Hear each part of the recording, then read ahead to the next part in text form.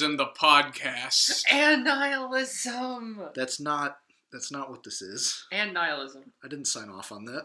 So, you know all those things that we said we were going to talk about last week? We're throwing them out the window. No. Guardians of the Galaxy. Well, kind of. 2. Sort of. Sure. Also, hi, I'm back. Warner, you've been away for so long. Don't come in here try and hijack the elaborate structure we've now built for the podcast. Which is almost random. Well, it's fine. And it's full of nits and it has a core with a giant, weird, pulsating brain, question mark. This is the latest we've recorded in a while. We're all back in the same room. I'm a little bit frazzled. Welcome back to the Hack Fraud Show. I'm Tyler. Hi. That's John.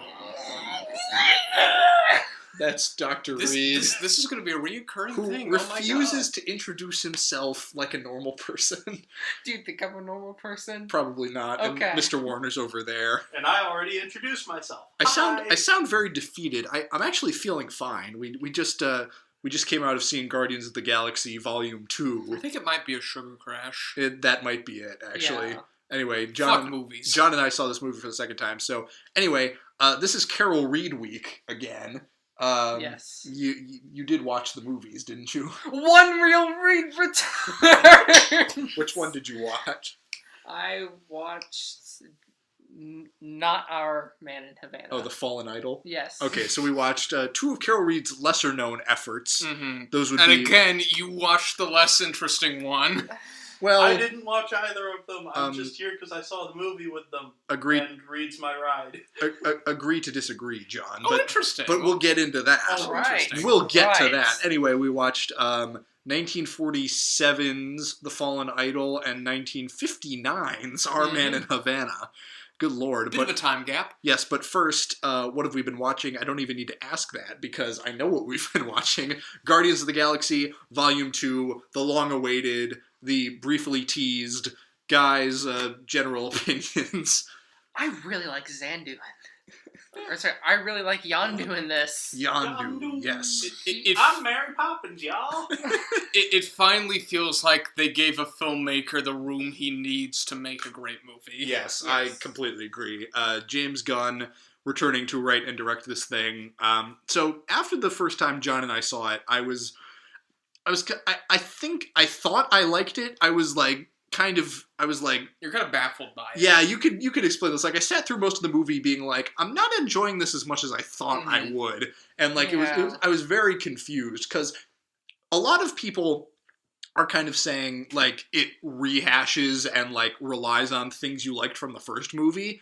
I don't see that at all. No, I don't. This is a very different movie that does very different things, has some very different moves. I mean, yes, it opens with a long shot of Baby Groot dancing, which is a callback, but adorable. It's so good. It's such a joyous moment. I mean, I can understand, like, you say, like, I mean, like, I'm not going to say, like, this is, like, some, like, brand new leap forward. There's still a lot of the same elements, but there is a sort of space they give each character. Yeah. Like, there was a sort of, in the first one, it's a sort of like a railroad track to the ending, and that ending is the Avengers. Sure.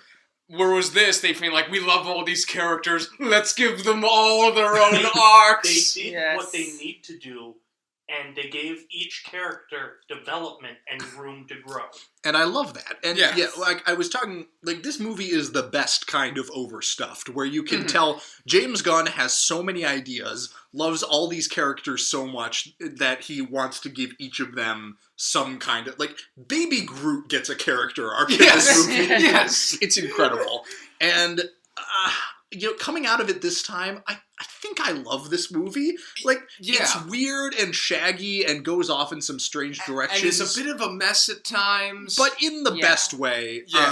There are two major criticisms I have, after which I'll just throw things to the room. The climax goes on for too long. Yeah. It's too sustained. Like, there's...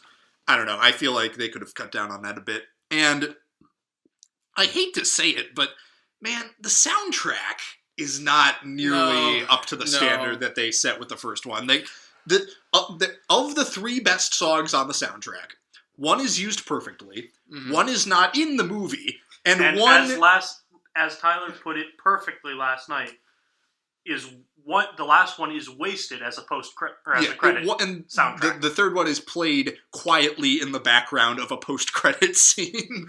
So I don't know. There are, like I say, 3 great songs on the soundtrack. Mm-hmm. I've really come around actually to liking that Cat Stevens song at the end. Well, that's just perfect. That's like a perfect scene. That's perfect. Yeah. That song actually almost made me cry.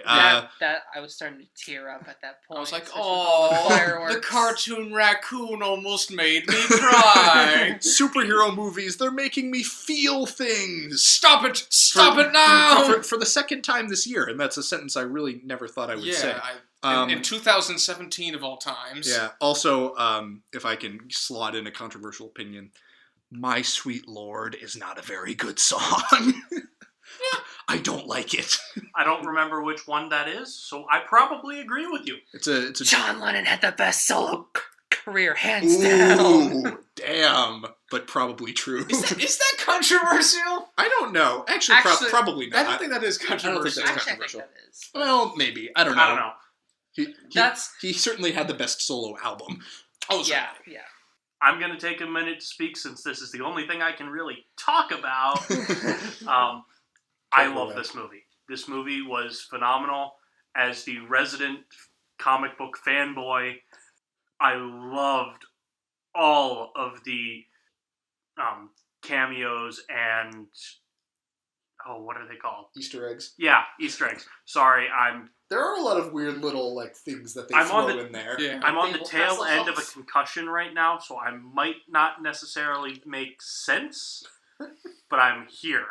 Neither does the movie sometimes. This is true, but there was a point, Stan Lee's cameo, I swear I must have pissed Reed off, because I was trying to explain who Stan Lee was talking to. I know who Stan Lee is. He takes all the damn comics. No, I was trying to explain who he was talking to, the people that he was with. Oh, yeah. So that's what you were explaining. Yes, that's what I was explaining. But Howard the Duck is there. Howard the fucking Duck has spoken lines. I don't give a fucking shit. I'm Sweet sorry. Lord. My sweet lord. Also, I hate Brandy. The song? Yeah. I like it by itself. The weight they give it in the movie is way out of that proportion. was That's way out of... They should have picked a better song to anchor the movie. I will say I did like their use of Fleetwood Mac's The Chain. I'm not a big fan of that song because I don't think it has a good build to it. I think it just kind of plateaus. And I mean, the last part, yeah. This is just turning into a music podcast. Well, the soundtrack is a big part of this movie. Yeah, of course. especially with this particular series. Yeah. Like, They used the beginning of that song very well, especially in a part where Yeah, I agree. Star-Lord fights back. I'm gonna jump back to something Tyler said about how he felt the climax dragged on too long. I agree, but I don't think there's much they could have done about it because they needed to give each character development a climax, and in my personal opinion, they didn't give a couple of them quite as much time. Well, I appreciated all of that. I think Yeah. focusing on those elements might have made it just constructing the sequence If a you're little going bit to better. put too much of something into a movie, too much character moments is not the worst thing you could do. Yeah, that's why we're not being like, oh, this sinks the movie. Yeah, no, like, I think you just have to cut your lovies and say no, we can't have the fucking Nebula plot. we just cannot have everyone. No, we can't give fucking Groot an arc. I don't know, man. I kind of love it. The Nebula arc, if it wasn't partially necessary for Gamora's plot, I would say cut it all together. Well, that's the thing. I was going to say, they have kind of a will they, won't they romance with, Quill and Gamora going. I love the fact that Gamora's central relationship in this movie is to, Nebula, her, surrogate sister. Yeah. I love that. That was fantastic, and I love that it's a one-sided romance, because you don't see that so often. And while, yes, they do hint that it is an actual romance, they hint at it at the end. I think you're misleading. You're misreading that. At the very end, it's kind of hinted that there is some romance there. I think you're reading too much into it. I might be. Circumstantial. I might be. It might be circumstantial. I have been known to read situations incorrectly. Yes. But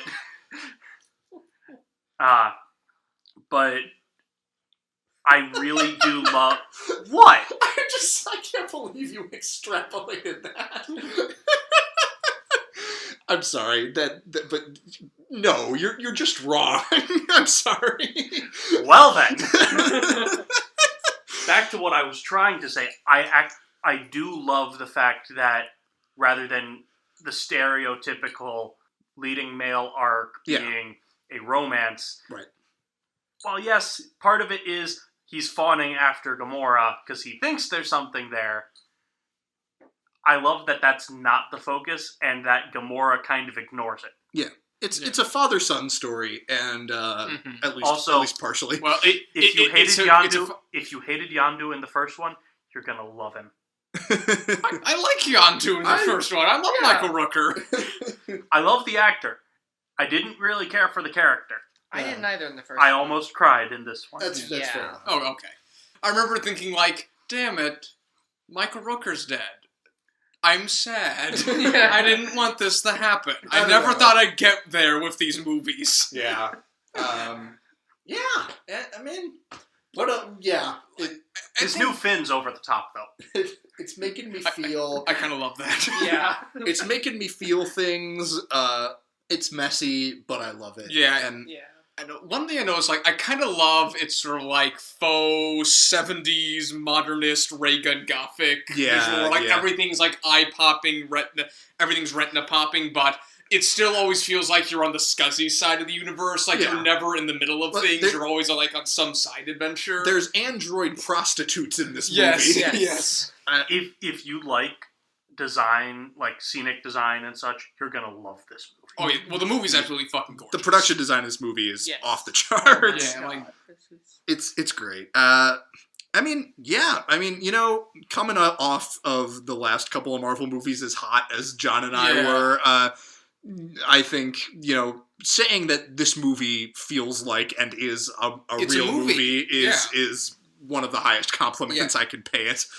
Like, there was a real climax that feels like a climax. You get, like, that huge Viking funeral at the end, and this feels like resolution. Yeah. It feels like I don't need anything past this. This isn't television. I will admit, though, it did make me want to go back and catch up on Agents of S.H.I.E.L.D. again, because I really want to see how Coulson and the team handle the giant blob on Earth.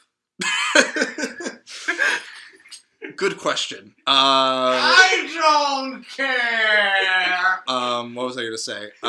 Boy, you really just undercut my point there. Sorry.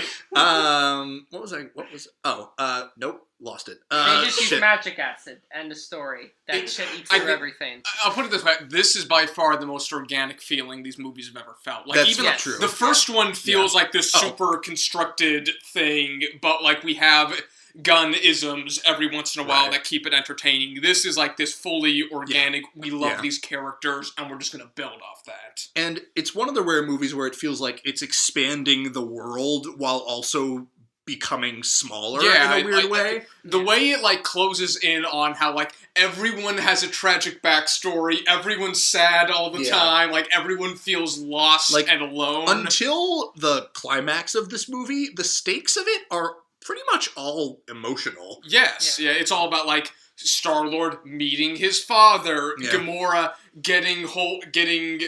meeting her sister who hates her. It's about Rocket finding a place amongst his friends, and the same thing with Michael Rooker. Yeah, and then you still have a great sequence where they walk through the Ravager ship, just fucking people up with that goddamn arrow. That might have some of the finest visuals in the whole movie. Yeah, that sequence would just that sequence would go from an 8 out of 10 to a 10 out of 10 if they just had a better song. I know, that's Come a little bit closer, I will say. I listened to that song on its own and really enjoyed it. In the context of that scene, it does not work. This just needs, like, you just need, like, to have someone go in, like... Surrender would have been perfect. Yeah. Yeah. That or Suffragette City. Yeah. Just have somebody come in, just replace all the music, and put it on torrent, and then we'll... That'll fix everything. I hate to play, like, armchair music supervisor to James Gunn, but that's where I'm at. He dropped the ball. What the fuck do I care? He dropped the ball. What can he say? Yeah, hello. To be fair, with how well he nailed it last time, we Yeah. had some really high expectations going in. That is true. Yeah. I don't care. The man's is being paid millions of dollars to choose good 70s pop songs. Well, Mr. Blue Sky was a killer choice. Okay. Reed, anything to add? At one point during the movie, John asked, well, what do you think?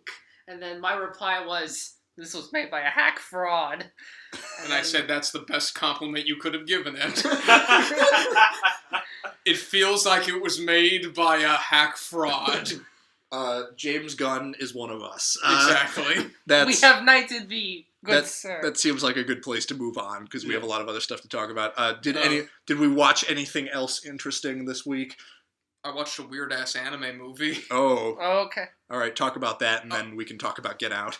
Get Out. Okay. Well, it's called Angel's Egg. I heard it was dark and surreal and had very little dialogue, and it was only like 79 minutes. And I said, sold.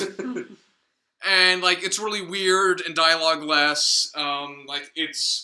The plot of it's kind of inconsequential because, like, on the surface, very little happens. Like, it's about, like, you see, like, this little girl who we never give a name. No one's given a name in the entire story.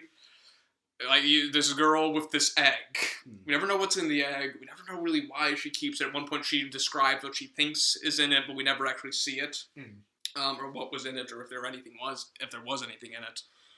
And she just kind of goes about just sort of scavenging for food in, like, this Art Nouveau nightmare Paris. Where, like, where it's, like, the designs in this movie are utterly fascinating, where it's kind of, you get, like, these early 20th century, like, architectural influences, but, like, it played as nightmare fuel. Like, you get a lot of, like, it's kind of like a Tim Burton movie in regards to like that sort of twisted, nightmarish sort of German expressionist vision. I love how you've been able to pull out a movie that I've never even heard of almost continuously for the last like 6 months. You know what? I think that's a good thing. I'm going to take that as a compliment. But yeah, it's intended as one. Of course. But yeah, I can't say I recommend it because it's kind of frustrating in its pace. Like even at 80 minutes, sometimes you're like, okay, like at one there's like an extended sequence where like there's a bunch of like fishermen running through the city trying to impale shadowfish that are just on the walls, and like I don't know what that's supposed to be. Like that's the like I kind of watch the movie. I love how it looks. I love its atmosphere, but I have no real interpretation of it. I kind of just want to bathe in its atmosphere and its visuals, but like I really have no idea what it's about on like a structural level. Like I've seen some like explanations of it. Like it's about angels and spirituality and Noah's Ark, and I'm like, no, it's not. You people are wrong. But regardless, Angel's Egg. Yes, it is like it's short. It's fascinating. Well, I can't say any of you will ever watch it, but I'm glad I did. Probably not. Read Oh, anything. goodness. Bad television when I got home. Oh. I want to talk about it. Bad television? The second to last episode of the most current, The Big Bang Theory. Oh. That's some shit on sticks. Let me tell you. Oh, God. I mean, speaking of TV, I have been watching quite a bit of Animaniacs lately. Oh, boy. I love that show. Well, I do not have anything about that. We all have our beloved children's properties. Of course. I will say... Tyler was giving me shit for in the car. What? What was your beloved children's program? He liked the Power Rangers movie. I admit, The it's new probably one? one of my one. bigger failings. at least in the eyes of the other hack frauds. But I went and saw the Power Rangers movie opening night. I haven't. I went. It was not my choice. I was not originally going to go. Whose choice was it? You say no! But we had a meeting to do stuff for my show afterwards. My roommate successfully got out of going to see the new Beauty and the Beast several times. Yeah, well, I don't know how to say no. But it's not a terrible movie. It's not great, but it's fun. That is damning with fine praise, Warner style. That's that. I was going to say, I for some reason I had the perfect opportunity to talk about this last week and didn't. I've been watching the new third season of Fargo. Ooh. I'm really enjoying it. Last week's episode was a Barton Fink in miniature, and it was incredible. One of the best hours of television I've experienced. I may be overselling it, as I sometimes do with this show, but it's great. I watched the first episode. I'm kind of hooked. Yeah. Yep. So that's great. And then John and I also saw the film Get Out, which came out a while ago. I might have mentioned it briefly, but I don't think we ever really talked about it because I was expecting everybody else to go out and see it at some point. And that never happened. I just could never sell Alex on it because the trailers were terrible. I didn't see any marketing material for that movie. I was going based solely on the reviews and the buzz. And I got a bunch of marketing material about it. Yeah. Well, The marketing for it was terrible. Yeah. It does not successfully sell the horror comedy thing that it's going for. Good to know. Which that's just right. Horror comedy is kind of becoming the new standard for the new hip horror movie. Yeah. Which is, I'm curious where that goes. Yeah. So you've probably heard by now the premise of this movie is that a black man goes home with his white girlfriend to meet her parents to their garish middle of the woods mansion. All with black servants. Yes, and he quickly discovers they have black servants and they have a party with a bunch of other upper class white friends and things start to become very strange. Yeah. And, this movie's great. I fucking love this movie. I mean, there's kind of, it has that slow burn where you're in the beginning, you're all right, let's go. But once you fucking get to the this movie gets going, this is a fucking ride. It is. Yeah. It is funny. It's kind of suspenseful. You root for the main character. Yes, all that plus a delightful comic relief best friend character oh my God. Who works for the TSA and provides maybe the line of the year with I'm TS motherfucking A. I will say I don't know I can't remember if I told this story on the podcast, but there's a part in this movie where Allison Williams, playing the white girlfriend, is eating Fruit Loops and drinking milk separately. A delightful moment in the movie, but when I first saw this movie, it was in a crowded theater with an audience of, I think, mostly black people, and there was a girl behind me who, when that moment happened, said, "Is that how white people eat their cereal?" And while I will say that Fruit Loops are better without the milk, and I don't eat Fruit Loops, so that is not how white people eat their cereal. Actually, I'm just for the sake of clarity and comicness. Yes.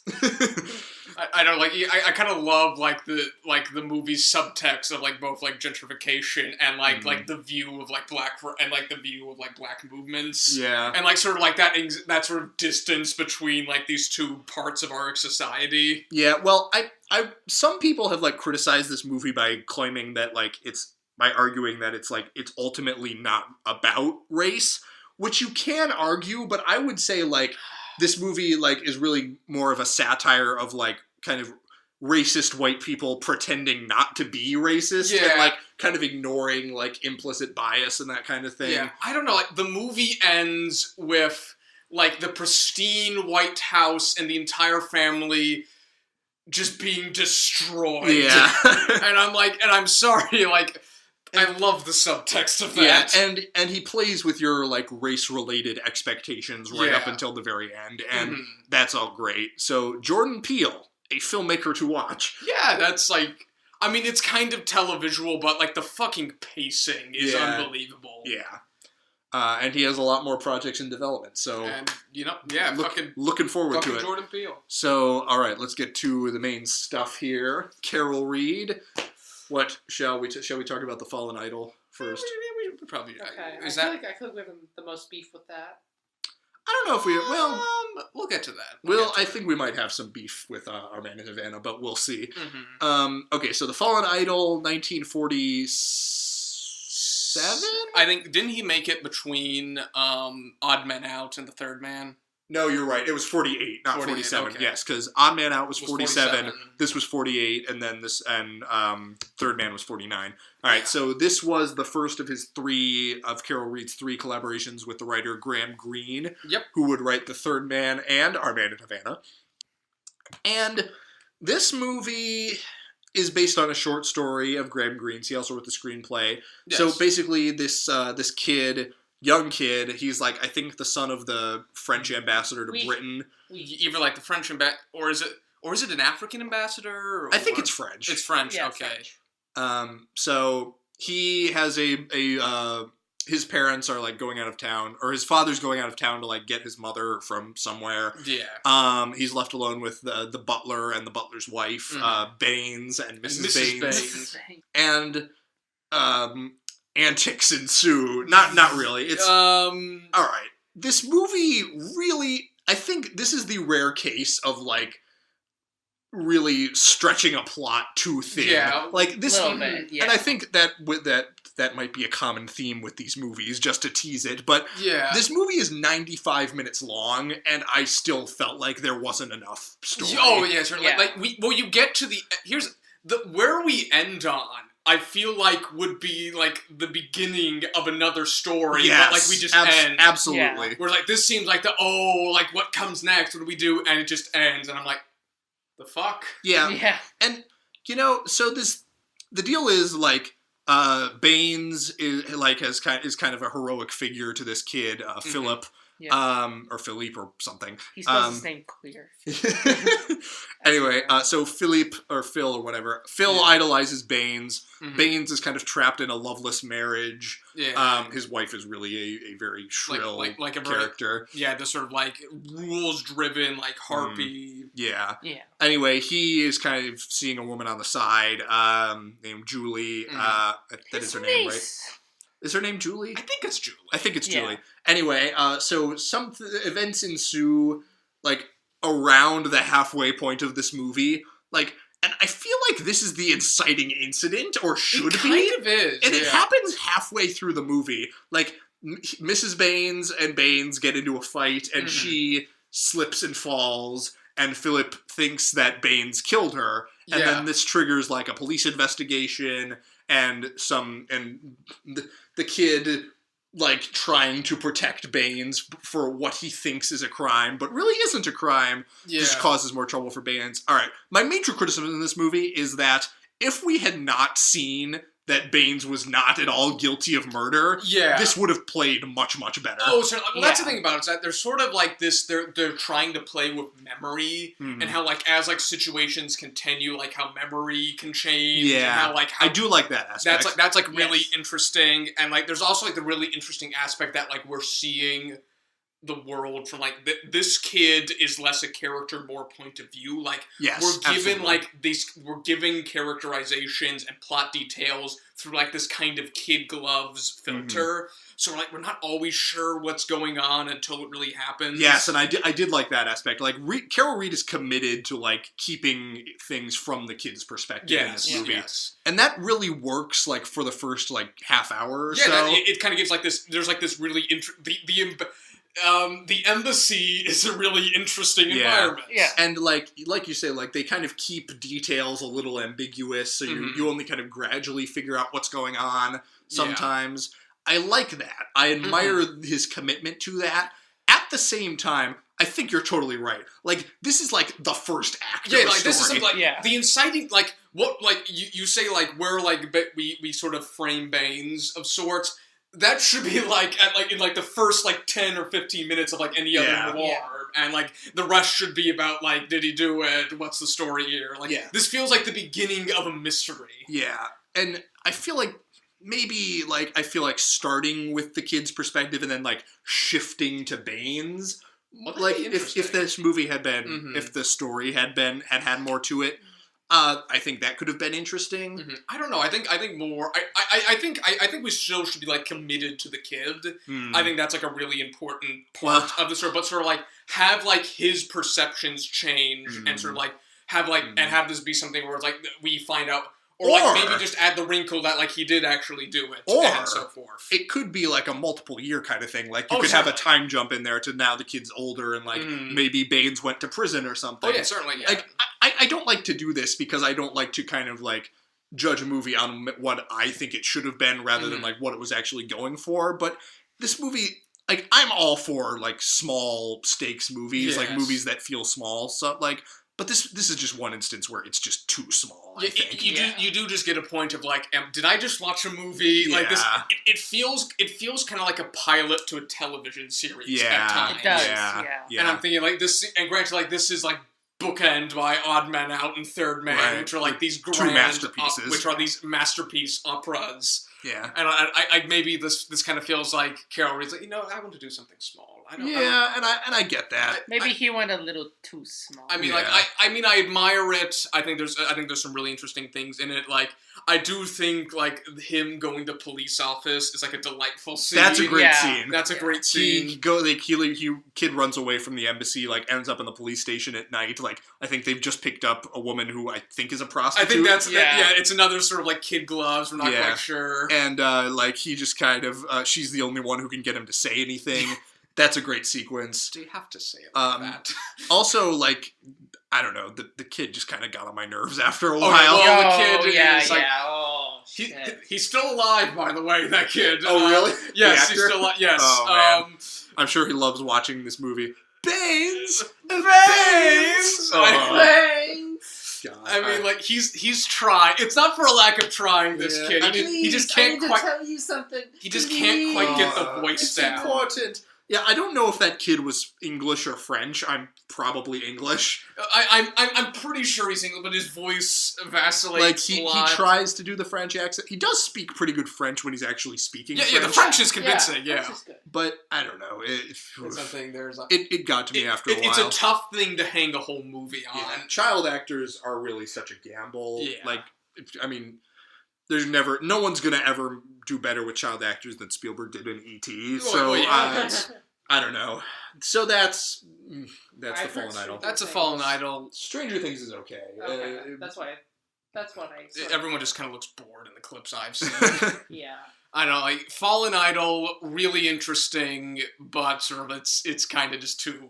It just needs a little bit more. Yeah, it's minor for sure. I mean. Sandwiched in between Odd Man Out and The Third Man. Yeah. It's like, it can't help but look small. Yeah. I will say this also, like, he used the same director of photography on Odd Man Out and The Third Man. He uses a different one here, but those scenes on the night, like, city streets. Yeah, they still have that same sort of high contrast. They still look great. Yeah. He fucking knows how to shoot Probably at night. One of my favorite parts is shooting at night through London, and it reminded me so much of Odd Man Out. Odd Man Out, yeah. Carol Reed, he's the master of shadows. Yeah, that's true. Are we ready? Reed, do you have anything else to say about this movie? Yeah, I also got really annoyed with this kid. I kind of was like, you know what? Why don't you fall from the balcony? And let's see what happens. Wow. Coming in hot. I can't say I was like, I wanted to strangle him, but there was kind of like, at times. I mean, I do feel bad that, like, McGregor was... Oh, was he squished or thrown into, like, his an pet snake? incinerator? He was, like, thrown in the fire. Yeah. Is that what happened to him? That's hardcore, Mrs. Bates. Like, Mrs. Bates comes down with, like, a little bundle of rags, and, like, it's implied the snake is in there. Is that right? And she just tosses it into the fire. Yeah, you're right. And I'm like, holy shit. This movie. So that's The Fallen Idol. Yeah, it's... Are we ready for? I don't know. Plot twist: The Fallen Idol is about the snake. McGregor. I would recommend it because I do think there's some really interesting things about it, especially like that kid's view of things and sort of. I think like if you're just in the mood for something like just really small, I think that could really and they're like there are some like wonderful little moments. Like sometimes they're at a cafe and they're talking. The police station is just like this great little piece. Yeah, this movie's too toffee for me. Because it stretches and condenses way too much, especially towards the end. No, that's not a bad comparison. Yeah. I kind of agree, but I kind of do too. All right, Our Man in Havana. Okay, 1959. What do you think? Alec Guinness features in this movie. Yes. So the basic idea of this movie is a like British Secret Service agent like comes to Alec Guinness in Havana. He's a vacuum salesman. Alec Guinness is a vacuum cleaner salesman trying to provide a good life for his daughter, who looks about 20. I don't know how old she's supposed to be. I saw the posters and it's like, oh, a teenager. I'm like, bullshit. Yeah, I don't know what like child labor laws were like at this time, but yeah. Anyway, I feel better that they used an adult than an alternative. Anyway, so he kind of recruits Alec Guinness into the Secret Service for some reason. Yeah, it's kind of just like never really explained why. And he basically is like, okay, Alec Guinness, you have to recruit more agents and broaden our network for some reason. Again, I never really know like why any of the stuff that happens in this movie happens. I think this movie's a satire. Is it? I think this is like a bumbling Secret Service because I think like the plot of this movie that would explain it is Alec Guinness goofs the Secret Service into getting money so his daughter can go horseback riding. Right, so they can join the country club. Yes. Yeah, so Alec Guinness like basically like recruits fake agents. Like he tries to recruit people and he like nothing happens, so he just starts like making he like names real people, but he hasn't really recruited them. No. So he just gets the London office to like give him money, and he sends like detailed sketches of like horrifying like Geiger-esque like rocket launch bases or something that are based on the designs of vacuum cleaners. Which I think is just really I think that's really funny. That is funny. They're looking at vacuum cleaners. I could have sworn it looks like a vacuum cleaner. I will say this. The last act of this movie I did enjoy. It was at a good pace. The rest of it, like, I mean, I think this movie takes its fucking time. This movie could have been like a pretty tight, like 90 minutes. Yes. And this movie is almost 2 hours long. Yeah. And like you have things like the German friend who sometimes dresses in Prussian uniform. Yeah. And look, the big thing of it is I was just bored. I was bored for most of this movie. I was not engaged. Like, it moves just way too slowly for like the first 2/3 of it. So that by the time it starts moving like at a good pace and like interesting things start to happen, I was kind of already checked out. So I don't know, man. I was really not into this movie. I don't know. I kind of sort of like there's a certain I don't know. I kind of do like its like vision of Havana and like how like bustling and lively it is. Like this feels like a real place, and that's actually really rare in like even like Touch of Evil just feels like a set. This does feel like real and authentic. And like I think it's a pretty funny script. I think like I fucking love Alec Guinness. Alec Guinness is great. No shots fired on Alec Guinness. I think I love that like that performance that we hinge the movie on. Like I do kind of just like just sometimes like it's about just Alec Guinness going to a bar in Havana and just talking with a friend about just like life and like anything. I kind of like that lackadaisical pace at times, but I will admit like it's too small for its britches. Like this like. I mean, like, the whole plot of the movie hinges on him just goofing the Secret Service. Yeah. And it just goes on way too long. Yeah, like, I could see, like, the thread of it, like, they send, like, a secretary and, like, another person to kind of, like, help him, because, like, he's just, it seems like there's such a huge crisis going on, but, so he has to kind of maintain the charade. I like all that stuff in theory, but it's way too padded. Like, him, like you say, the setup takes way too long. Him goofing the Secret Service, there's just not enough there to sustain and the payoff for that takes way too long. Yeah, like, that takes up, like, 30 minutes of this movie, and I'm not into it. I don't know, man. I was just bored. Yeah, I don't know. I do find something interesting. Like, I think this, like, what I glean from this is, like, Carol Reed's view of the Cold War. You get some of that in The Third Man, but it's like, really, it's more of a rebel film than anything else. Mm-hmm. Yeah. Whereas in this, you kind of get, like, this satirical, like the people on the other side are, like, these pompous doofuses. Like, the Secret Service is getting goofed by a vacuum cleaner salesman. Yeah. I do think there's, like, some interesting stuff here, and, like, of course, Yeah. and of course it's gorgeous. I won't deny that. Like, there's a scene in this movie, there's, like, this kind of, like, vaguely sinister, like, Cuban police officer. Mhm. His character is never really defined, but, like, there's a scene where, like, he and Alec Guinness play checkers with, like, mini alcohol bottles, That's and, like, fascinating. they have to drink every time a piece is taken. Mhm. That's a great sequence. Again, like, the night city streets are shot, like, brilliantly. Yeah. Well, I think Carol Reed, that's when he's in his element. When it's like, Yeah. it's dark, night, city street, that's just when he's in his element. During the Yeah. day, he kind of falls into some traps. Yeah. I don't know, like, there's some... I guess, like, what we're coming at here is that, like, the sum of its parts is not... is more than the whole. I think so. Like, because, like, you have, like, great bits here and there. Like, just, like, sometimes... I think sometimes just him at a bar in the middle of Havana is, like, a nice little lackadaisical scene. Yeah. Like, there's, like, there is an atmosphere to it. Alec Guinness is wonderful. I'm not gonna fucking do that. Alec Guinness is wonderful. But, like, there is just, like, it's not paced very well. Yeah. I think there's just too many roving plot lines. I mean, like, just Odd Man Out and The Third Man are just far tighter, I think is what we're coming at here. Well, those movies also have so many things going on. And, yes. The Third Man is about, like, post-war Europe and, you know, and what the happens. nature of pulps. Yeah, and the rubble, and the nature of, like, pulp novels and stuff like that. And like, film noir itself. Yeah, and Odd Man Out is about, like, the Irish Revolution. Yeah, the Irish Revolution. You know, and romance. And poverty. And poverty, and, like, a broad picture of, like, the Irish citizenry. Yeah, and Belfast. And, like, so many different characters, and just a rich tapestry. And this movie's like, Alec Guinness is gaming the Secret Service. Yes. And not, like, the real Secret Service, like, a spoof version of the Secret like, Service. Just I think it's a satire, but it's not goofy enough really to read as one. It doesn't go over the top enough to qualify No. as a full-on, like It's real not a spoof spoof satire. no.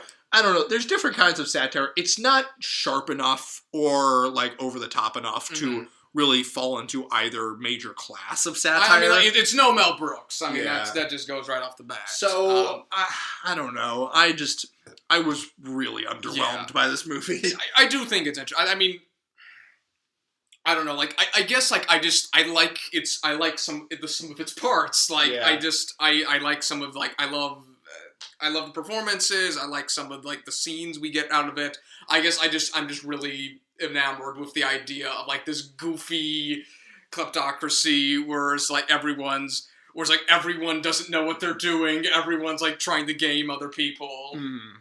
That sort of thing. Like, I don't know. I think there's value to it. I like that. I think it could have been clever. I think, honestly, like, this is the rare movie that I think would be ripe for a remake. Yeah, like, that would be. I think, that would be. If you kind of, like, boost this up with, like, modern politics, sharpen the satire a little bit, like you replace, like, spies with, like, terrorist investigation. Yeah. Or even if you just went, like I didn't like this movie, but if you went, like, full Kingsman with it and just kind of, like, I just went committed to, like, the fantasy idea of, like, a Secret Service, I think that could work too. It brought to you, like, that might be interesting. Yeah, there's something here. There is to be something to be said about that. Also, like, that daughter character is just, like, nothing. Oh yeah, she is. I hate to say this, but nothing more than a piece of meat to ride a horse and just be a ticking clock. Because it's like the whole reason we get the Cuban police officer talking to Alec Guinness is because he wants to marry the daughter. Yeah, and she's just not written very well. Like, oh no.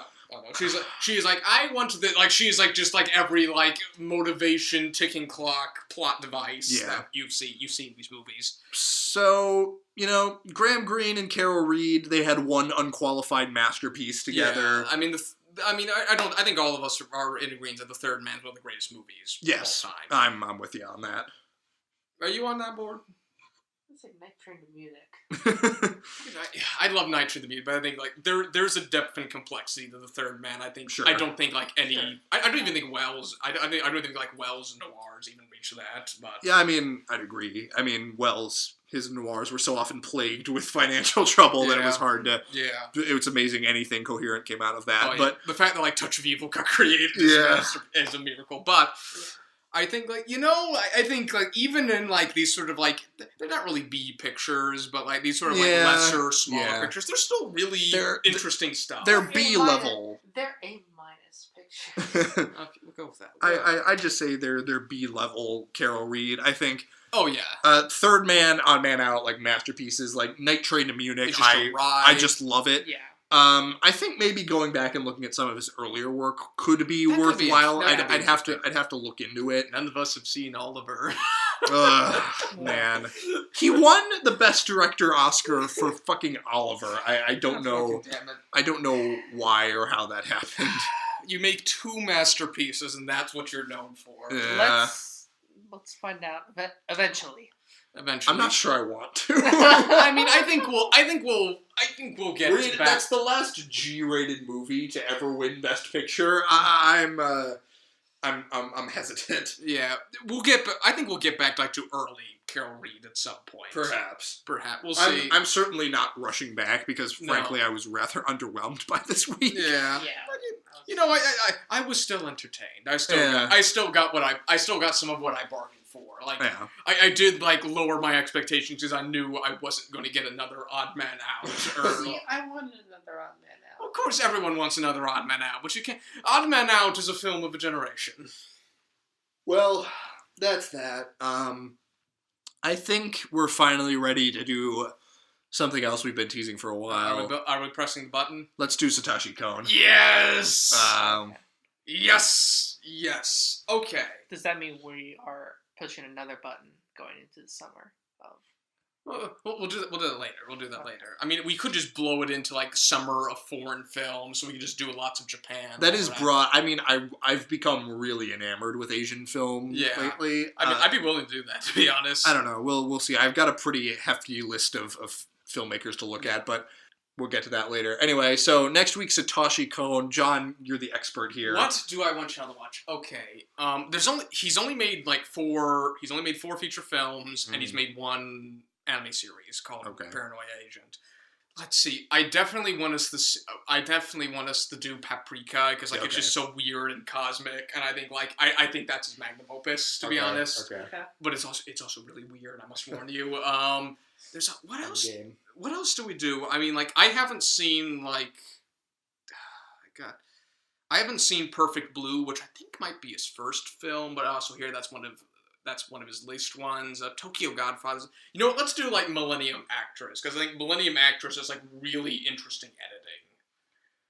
Okay. And I think that's what those are my favorites, Millennium Actress and Paprika. So I think let's go with those. I think we will at the very least have a lot to talk about. Okay, both of these movies are right around 90 minutes. Okay, they're really short. That's good. Okay. All right, so next week, Paprika and Millennium Actress. You kind of have me on the spot here. I wasn't quite sure we were going to do Satoshi Kon. Okay, well, I apologize for that. I think we can try new things. I can just send you because there's only 4 of them. I can just send the synopsis to each one and see which one strikes your fancy. All right, so maybe we'll change. I mean, we're definitely doing Paprika because you've been singing the praises of that. Yeah, because it's really interesting. And then maybe Millennium Actress, maybe something else. Warner, get excited because we held off on this episode specifically for you. We're doing Satoshi Kon. This is a Japanese anime director. Okay. So we're doing the film that inspired Inception. Have you even seen Inception, Warner? Nope. Okay, interesting. It's boring. It's good. Shut up. Oh God. Also approaching the great Christopher Nolan War of Dunkirk. Which may break the podcast. I hope not. But I hope. I think we can keep it magnanimous. I think so too. Regardless, next week we're all gonna get our brains blown out of our fucking skulls. I'm excited. I'm excited about this. I hope I haven't overhyped these. Well, we'll see. Okay, so that's that. good lord, this was a very short episode. We did not have as much to say about these movies as perhaps I'd thought. Oh. We also didn't watch much this week. No, I had like yeah. very little extracurricular watching. Yeah. I could just deep dive into every episode of Fargo season 3, but that's not why you come to this podcast. So I'll just leave it at that. All right. Thanks for listening, everybody. Goodbye. So long. There's a man in like Prussian dress at some point. Wait. Do these Secret Servicemen work for Trump? This was made in This the is- 50s. This is Secret Intelligence I Services. wasn't paying attention This because is I don't know the MI6. movies. I was trying to make a joke. It obviously went over you guys' head. No, it just wasn't funny. Actually, I'm sorry. let me comment, but I apologize in advance for my comment. I don't want his name spoken in this house. That is the only rule that shall be established at this point.